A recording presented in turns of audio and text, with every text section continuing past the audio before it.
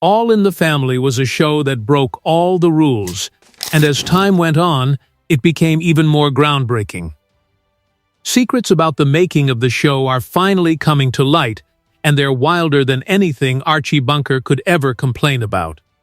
From behind-the-scenes drama to controversial decisions, we're about to uncover some shocking facts that you've never heard before. What surprising events were left off camera? Which cast conflicts almost tore the show apart? And what strange secrets stayed hidden for years? Stick with us as we reveal the truth behind one of the most iconic TV shows of all time. Number 15. Rejected twice before success. Norman Lear was determined to deliver All in the Family to American viewers, and he never gave up. Lear got the concept for the program from the British drama Till Death Us Do Part. He thought it could be a good idea to make a show that was different from the idealized American sitcoms of the period and showed the real-life problems and biases that people in America faced. Lear might have easily given up after 2 failed pilot efforts. ABC turned down the first pilot, Justice for All, because the characters were too contentious, especially the starring role of Archie Bunker. People also thought the casting was wrong, but Lear was sure that his vision would connect with audiences. The stakes were enormous, but Lear's strong belief in the show's promise paid off in the end. Number 14. CBS gives it a chance. Even when things didn't go well with ABC, Norman Lear's drive to make All in the Family a reality never wavered. After 2 unsuccessful tries in 1970, CBS executive Mike Dan watched the second pilot and immediately saw its potential. Dan called it the wildest thing I ever saw, and saw a chance for CBS to move away from its usual country comedy and into something more sophisticated and edgier. At this time, TV was moving away from shows for older people and toward shows for younger, urban viewers. All in the Family was a wonderful fit.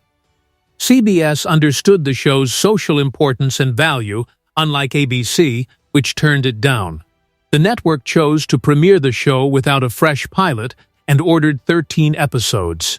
This was the start of a new era in television. Number 13. The chemistry that made it work. The chemistry between the cast members really brought the charm of All in the Family to life. Carol O'Connor, Gene Stapleton, Rob Reiner, and Sally Struthers all had a great partnership that was a fantastic mix of old and new talent. Rob Reiner's portrayal of Mike, the liberal meathead, worked well with Carol O'Connor's Archie, creating a confrontation of ideas that was key to the show's popularity. Sally Struthers' charming and slightly naive portrayal of Gloria brought her father and husband together. Gene Stapleton's portrayal of Edith was both comforting and strange. The actors' inherent chemistry made their interactions genuine and brought the Bunker family to life in a way that touched viewers' hearts. The performers worked together to make a one-of-a-kind mix of humor, warmth, and realism that set the play apart. Number 12. Mickey Rooney turns it down. Before Carol O'Connor was cast as Archie Bunker, Norman Lear had a different actor in mind for the role, Mickey Rooney. At the time, Rooney was a well-known and highly respected actor with a long career in Hollywood. He was seen as the quintessential everyman actor, which made him an appealing choice for the role of Archie, a working-class bigot whose views on race, gender, and politics were far from progressive. However, when Lear reached out to Rooney, he received an unexpected response that would change the course of television history. Rooney, who had been a popular figure for decades, was not convinced that All in the Family would succeed. He was concerned that the show's central character, Archie Bunker, would be too controversial, especially with his bigoted views. Rooney believed that audiences would not accept a show that made fun of such a character, and he was worried about the potential backlash. Rooney's reluctance to take on the role of Archie Bunker highlights the cultural climate of the time. In the late 1960s and early 1970s, television was still largely dominated by family-friendly comedies that adhered to traditional values. A show like All in the Family, which would focus on a character who spouted racist and sexist remarks, seemed like a risky and controversial proposition. It was unheard of for a show to center around a character as flawed and offensive as Archie Bunker. Number 11. Carroll O'Connor was nothing like Archie. In many ways, Carroll O'Connor, the actor who played the beloved but tragically flawed Archie Bunker, was the complete opposite of his character. Archie was a bigot with conservative ideas, whereas O'Connor was a liberal, well-educated man who had taught English before becoming an actor. O'Connor's grasp of the character was very important in making Archie both easy to relate to and complicated. Even though Archie had a lot of bad traits, O'Connor made sure that viewers noticed his softer side, especially when it came to his relationship with Edith and his love for his family. O'Connor's personal morals and liberal ideals were not the same as Archie's, but he was able to show the character's humanity, which kept people interested without making them feel like they were being lectured. The program was a big hit because it had a good mix of humor and depth, and Archie Bunker is now an iconic character in TV history. Number 10. O'Connor's contract dispute. The actor behind Archie Bunker became one of the most beloved and influential figures in television history. However, his relationship with the show All in the Family wasn't always as smooth as his on-screen portrayal of a gruff but lovable father. In 1974, during the 5th season of the show, O'Connor's absence from several episodes raised suspicions among fans. The reason for his disappearance? A contract dispute with the production company that nearly jeopardized the success of the show. At the time, O'Connor was one of the highest-paid actors in television, but he was seeking a significant pay increase to match his growing popularity. The dispute centered around his salary and the conditions of his contract, and O'Connor demanded a pay raise of $64,000, which at the time was a substantial amount. He also sought to take a 12-week break from filming. The production company, however, resisted his demands, believing that agreeing to such terms could set a costly precedent for future negotiations. O'Connor's absence from episodes in 1974 was due to the legal battle that ensued, and this caused an immediate stir among fans and critics alike. His iconic character, Archie Bunker, was sorely missed, leaving a void that viewers quickly noticed. The absence of Archie, especially in such a pivotal season, had the potential to severely affect the show's ratings. Fans were perplexed as to why such a central figure was suddenly missing, and rumors about behind-the-scenes drama circulated widely. Eventually, O'Connor's demands were met, and he secured a new contract that included the pay raise and a shorter filming schedule. O'Connor returned to the show, and his salary reportedly peaked at $100,000 per episode, making him one of the highest-paid TV actors at that time. This salary increase not only solidified his financial success, but also reflected the growing cultural influence that All in the Family had on American television. It showed how the show had risen in prominence and was seen as a true cultural touchstone. The contract dispute, though rocky, was ultimately a victory for O'Connor. It set a precedent for TV actors to fight for better pay and working conditions, especially when their contributions were key to the success of the show. Moreover, O'Connor's role as Archie Bunker continued to evolve throughout the series, and he remained a central figure in the world of television. Despite this tumultuous chapter in his career, O'Connor's legacy as Archie Bunker remained firmly intact. His performance, which earned him 4 Emmy Awards, continues to be remembered as one of the greatest in television history. Number 9. Gene Stapleton's singing wasn't real. Fans liked Gene Stapleton's portrayal of Edith Bunker so much that it's impossible to picture the character being played any other way.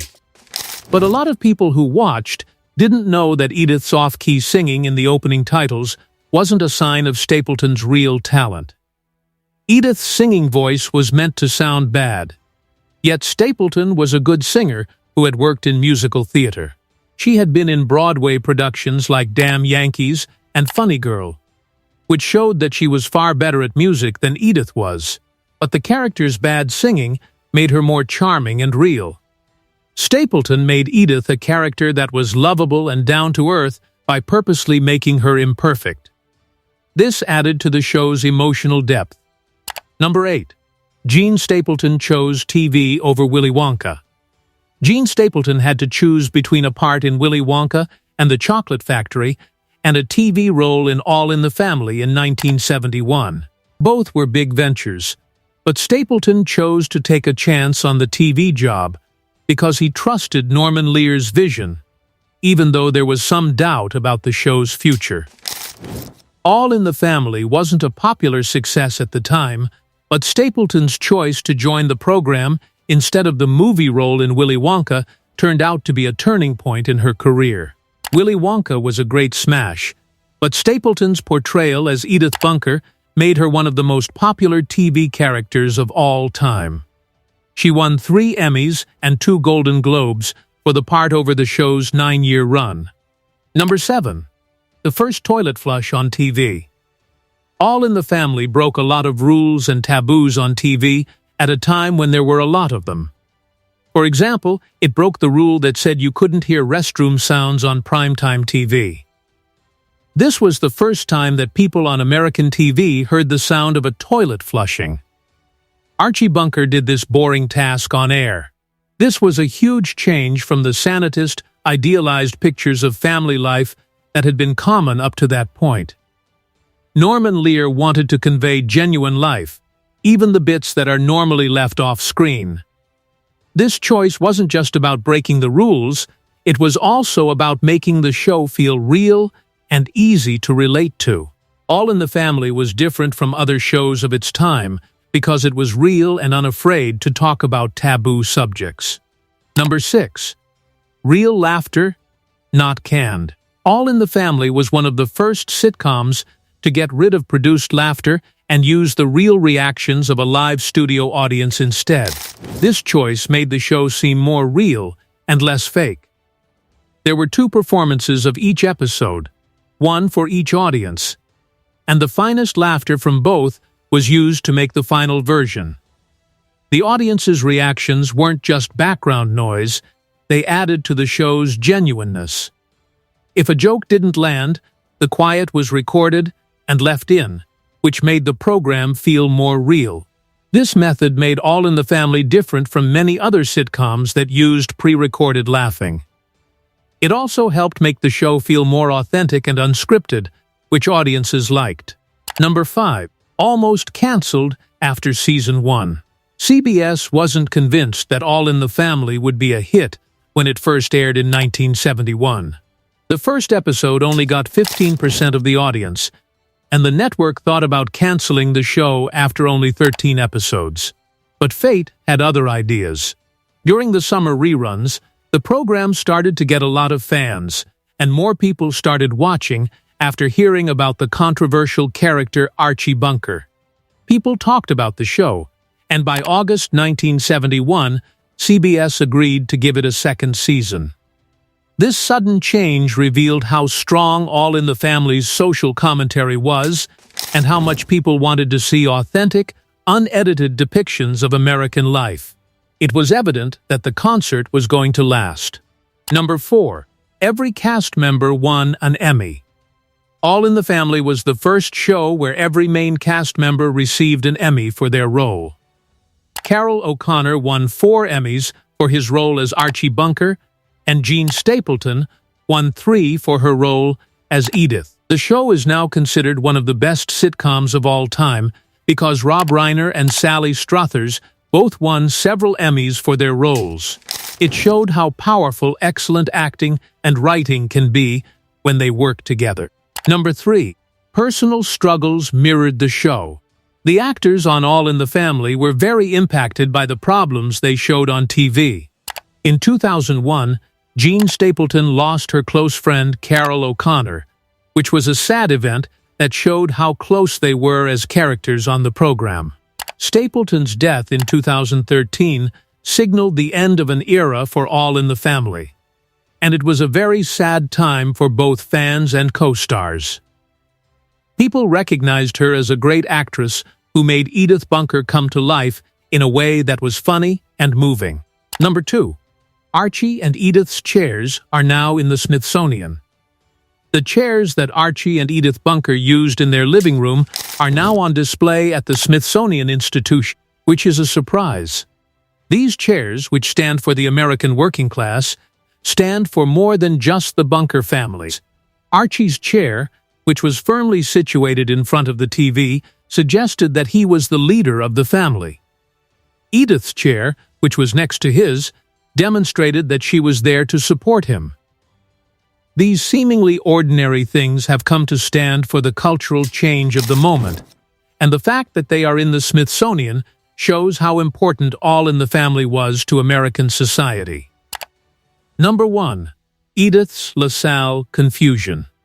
In the title tune, Those Were the Days, Edith sings about our old LaSalle, which is one of the most famous parts of All in the Family.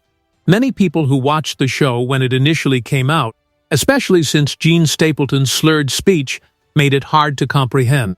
Because of this, CBS had to re-record the opening tune to make the reference obvious. This moment may appear small, but it shows how much Norman Lear and the program's creators cared about every part of the production. All in the Family not only changed TV forever, but it also shaped American culture in ways we still feel today. Would a show like this succeed in today's climate? Drop your thoughts in the comments below, and don't forget to hit that subscribe button for more exciting insights.